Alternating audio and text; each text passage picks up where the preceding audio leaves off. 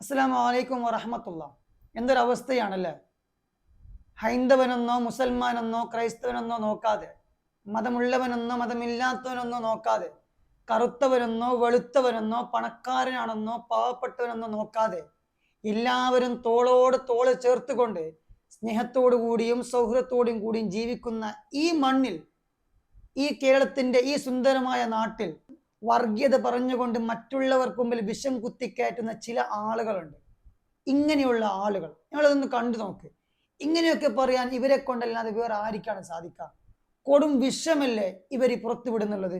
നമുക്ക് ഈ സമയത്താണെങ്കിൽ വീട്ടിന് പുറത്തിറങ്ങാൻ പേടിയാണ്, ശക്തമായ ചൂടാണ്, ആ ചൂട്ട് നിൽക്കാൻ കഴിയാത്തൊരവസ്ഥയാണ്. അതുകൊണ്ട് വീട്ടിൽ നിന്ന് പുറത്തിറങ്ങാൻ പേടിക്കുന്നൊരവസ്ഥയാണ് നമുക്കിടയിൽ ഇപ്പൊ കണ്ടുകൊണ്ടിരിക്കുന്നുള്ളത്. എന്നാൽ ആ ചൂട് സഹിക്കാൻ കഴിയാതെ വീട്ടിനകത്ത് ഇരിക്കാമെന്ന് വിചാരിച്ച വീടിന് എല്ലാ മൂലക്കും പാമ്പുകളാണ്. എവിടെയാണ് പാമ്പുകൾ വന്ന് കൂടുക എന്ന് പറയാൻ വേണ്ടി പറ്റുന്നില്ല.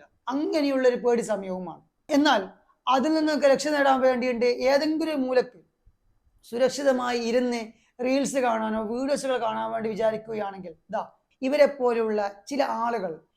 പോലുള്ള ചില ആളുകൾ കൊണ്ടുവരുന്ന വാക്കുകൾ വിഷത്തെക്കാളും അപകടകരമാണ് ഇങ്ങനെയുള്ള കാര്യങ്ങൾ എന്നുള്ളതാണ്. എന്തൊരവസ്ഥയാണ്! ഈ സമയത്ത് നമുക്കിടയിൽ ഇങ്ങനെയുള്ള ആളുകൾ ഉണ്ട്, ഒരുപാട് ആളുകളുണ്ട്. ശരിക്കും പറഞ്ഞാൽ മതത്തിന്റെ പേര് പറഞ്ഞുകൊണ്ട്, വർഗീയത പറഞ്ഞുകൊണ്ട് ജനങ്ങളെ പരസ്പരം തമ്മിലടിപ്പിക്കാൻ വേണ്ടി ശ്രമിക്കുന്ന ഒരുപാട് ആളുകൾ അതെല്ലാ മതങ്ങളിലുമുണ്ട്. ഒരിക്കലും പരിശുദ്ധ ഇസ്ലാം കൽപ്പിക്കുന്നില്ല നീ മറ്റുള്ളവരെ ബുദ്ധിമുട്ടിക്കണമെന്നോ മറ്റുള്ളവരെ പ്രയാസപ്പെടുത്തണമെന്നോ നിർബന്ധിപ്പിച്ചുകൊണ്ട് ഒരാളെ ഇസ്ലാമിലെ കൊണ്ടുവരാൻ പടച്ചിറപ്പ് ഒരിക്കലും കൽപ്പിക്കുന്നില്ല. അതിനൊരു കൂലിയുമില്ല, അതിന് റബ്ബിന്റെ മുമ്പിൽ ഒരു പ്രതിഫലവുമില്ല. അങ്ങനെയുള്ള മതമാണ്, അത്രക്കും സുന്ദരമായ മതമാണ് പരിശുദ്ധ ഇസ്ലാം എന്നുള്ളത്. അത് മറ്റുള്ളവർക്കറിയാം. യഥാർത്ഥ ഹൈന്ദവരായ സഹോദരങ്ങൾ, യഥാർത്ഥ ക്രൈസ്തവരായ സഹോദരങ്ങൾക്കറിയാം എങ്ങനെയാണ് പരിശുദ്ധ ഇസ്ലാം, എങ്ങനെയാണ് മുസ്ലിങ്ങളായ ആളുകൾ എന്നുള്ളത്. എന്നാൽ അങ്ങനെ ജീവിക്കുന്ന മുസ്ലിങ്ങളായ ക്രൈസ്തവരായ ഹൈന്ദവരായ സഹോദരങ്ങളെ പരസ്പരം തമ്മിലടിപ്പിക്കാൻ വേണ്ടി ശ്രമിക്കുന്ന ഇവരെ പോലെ ചില ആളുകളുണ്ട്. ഇവരെ മാറ്റി നിർത്തിയാൽ നമ്മുടെ നാട് മനോഹരമാണ്, സുന്ദരമാണ്. കാരണം അത്രയ്ക്കും വർഗീയതയാണ്, വർഗീയ വിഷമാണ് ഇവർ പുറത്തുവിടുന്നുള്ളത്. വിഷപ്പാമ്പിനേക്കാളും അപകടകാരികളാണ് ഇവരെ പോലുള്ള ചില ആളുകൾ. എന്തൊക്കെ വാക്കുകളാണ്! ഇന്നലെ തുടങ്ങിയ കാര്യമൊന്നല്ല, ഒരുപാട് വർഷമായി ഒരു ടീച്ചറാണ് ഈ പറയുന്നുള്ളത്. ഒരു ടീച്ചറാണ്, ഒരു അധ്യാപികയാണ് മറ്റുള്ള കുട്ടികൾക്ക്, പിഞ്ചു മക്കൾക്ക് വിദ്യ നുകർന്നു കൊടുക്കേണ്ട, പിഞ്ചു മക്കൾക്ക് അറിവ് നുകർന്നു കൊടുക്കേണ്ട, പിഞ്ചു കുഞ്ഞുങ്ങളെ ഉയർച്ചയിലേക്ക് എത്തിച്ചു കൊടുക്കേണ്ട ഒരു അധ്യാപികയുടെ വായിൽ നിന്നാണ് ഇങ്ങനെയുള്ള വാക്കുകൾ വരുന്നുള്ളത്. എന്തൊരവസ്ഥയാണല്ലേ! ഒരിക്കലും നടക്കൂല. കേരളത്തിന്റെ ഈ മണ്ണിൽ വർഗീയത ഉണ്ടാക്കാൻ വേണ്ടിയിട്ട് സ്നേഹത്തോടു കൂടിയും സൗഹൃദത്തോടും കൂടി ജീവിക്കുന്ന ഹിന്ദുവിനെയും മുസൽമാനെയും ക്രൈസ്തവനെയും പരസ്പരം തമ്മിലടിപ്പിക്കാൻ വേണ്ടി ഒരാളെ കൊണ്ടും സാധിക്കുകയില്ല. പല ആളുകളും ശ്രമിക്കുന്നുണ്ട്, പക്ഷെ അത് നടക്കില്ല. കാരണം അങ്ങനെയാണ് കേരളത്തിന്റെ മക്കൾ ജീവിക്കുന്നുള്ളത്. ഒരാൾക്ക് ഒരു വർഗീയതയ്ക്കും വിട്ടുകൊടുക്കാതെ നല്ല രീതിയിൽ ജീവിക്കാൻ ഇവിടുത്തെ ആളുകൾക്കറിയാം. നിങ്ങളെപ്പോലുള്ള ആളുകൾ ഇങ്ങനെ വിഷം ചീറ്റുമ്പോൾ അതിനെ എതിർക്കുകയും അതിനെ മാറ്റി നിർത്തുകയും ചെയ്യുന്നവരാണ് കേരളത്തിന്റെ മക്കൾ എന്നുള്ളത്. അത് അന്നും ഇന്നും എന്നും അങ്ങനെ തന്നെയായിരിക്കും.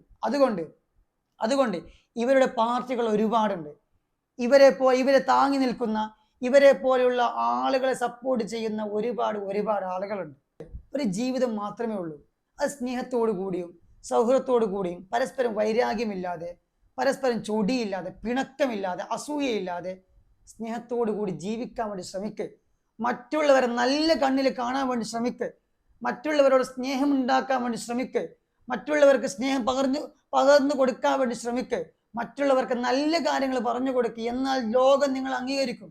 പക്ഷേ ഇതുപോലെയുള്ള വിഷവാക്കുകളാണ് നിങ്ങളുടെ വായിൽ നിന്ന് ഇനിയും വരുന്നതെങ്കിൽ തീർച്ചയായിട്ടും ഈ ജനങ്ങൾ നിങ്ങളെ ഒരിക്കലും അംഗീകരിക്കുകയുമില്ല. അതിനേക്കാളും അപ്പുറം ചവിട്ടി പുറത്താക്കുകയും ചെയ്യും. അത് ഉറപ്പ് തന്നെയാണ്. എന്താണ്? പർദ്ദ വന്നു ഹിന്ദു മിണ്ടിയില്ല, ഷവർമ്മ വന്നു ഹിന്ദു മിണ്ടിയില്ല. ഇനിയെങ്കിലും ഹിന്ദു മിണ്ടണം. ശരി ടീച്ചറെ, ഇനിയെങ്കിലും ഹിന്ദു ഉണരണം. എന്താ വെച്ച് കഴിഞ്ഞാൽ ഒരു കാലത്ത് നമ്മുടെ കേരളം എന്ന് പറയുന്നത് ദാരിദ്ര്യം പിടിച്ച സ്ഥലമായിരുന്നു. അപ്പൊ ആ പട്ടിണി മാറ്റാനായിട്ട് ഒരു കൂട്ടം ജനങ്ങള് ജാതി മത ഭേദമന്യേ ഈ നാട്ടിലേക്ക് വരും. ഇവിടെ പണിയെടുത്ത് കൈ നിറയെ ദിനാറും ദിറംസും റിയാലും ഒക്കെ കിട്ടി അത് കയറ്റി അയച്ച് അത് നാട്ടിലേക്ക് അയച്ച് അവിടെ വലിയ മണിമാളിക പണിതു, വലിയ കാറുകൾ വാങ്ങി, വലിയ നല്ല നല്ല സ്ഥലങ്ങൾ വാങ്ങി, അങ്ങനെ നമ്മുടെ ലൈഫ് സ്റ്റൈലേ തന്നെ മാറ്റി. എന്നിട്ട് നമ്മൾ ഇപ്പൊ നല്ല സുഖമായിട്ട് ജീവിച്ച് തിന്നിട്ട് എല്ലിന്റെ ഇടയിൽ ഇരുന്ന് കുത്തുമ്പോൾ നമുക്ക് തോന്നണം ഇനി ഇതുപോലെ പറ്റില്ല, ഇനി ഹിന്ദു ഉണരണമെന്ന്. എന്തുകൊണ്ട് നിങ്ങൾക്ക് ഈ പൈസയൊക്കെ വരുന്ന സമയത്തൊന്നും ഹിന്ദു ഉണർത്തിയില്ല, ഹിന്ദു ഉണർന്നില്ല? ഇനി ഞാൻ പറയുകയാണെങ്കിൽ ഉണ്ടല്ലോ, നിങ്ങൾ ചെയ്യണമെന്ന് വെച്ചാൽ ഇനിയുള്ള ഹിന്ദുക്കളെങ്കിലും ഉണർത്തിയിട്ട് ഇവിടുന്ന് കൊണ്ടുപോകും, നാട്ടിലേക്ക് കൊണ്ട് സെറ്റാക്ക്. എന്നിട്ട് പറയാം നിങ്ങൾ എന്തിനാണ് ഇവിടെ താമസിക്കുന്നത്, ഇങ്ങനെ നമുക്ക് ഇഷ്ടമില്ലാത്ത മതവിഭാഗം ഭരിക്കുന്ന ഒരു രാജ്യത്ത് വന്നിട്ട് എന്തിനാണ് നിങ്ങൾ ഇങ്ങനെ അടിപ്പപ്പണി ചെയ്യുന്നത്, എന്നിട്ട് ഹിന്ദുക്കളെ ഭരിച്ചുകൊണ്ട് പോകും. അങ്ങനെ എന്തെങ്കിലുമൊക്കെ നിങ്ങൾ ചെയ്യേ. എന്തായാലും ഉണ്ടല്ലോ, ചൂടായതുകൊണ്ടാന്ന് തോന്നുന്നത് എവരി ഡേ വന്ന് വിഷം ചീറ്റുന്നുണ്ട്. ഞാൻ ഇങ്ങനത്തെ കാര്യങ്ങളൊന്നും പ്രതികരിക്കണ്ടെന്ന് വെക്കുന്ന, പക്ഷെ ഈ ചീറ്റിൽ എളുപ്പല്ലേട്ടാ, മഴയാകുമ്പോ കയറുമായിരിക്കും.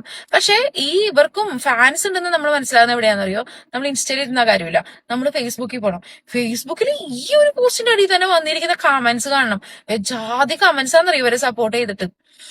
എന്തായാലും ഹിന്ദു ഉണർന്നാലും വേണ്ടില്ല, ഉറങ്ങിയാലും വേണ്ടില്ല, കേരളം പോണ വഴി, കേരളത്തിന്റെ ലെവല് വേറെ ലെവലായിക്കൊണ്ടിരിക്കുകയാണ്.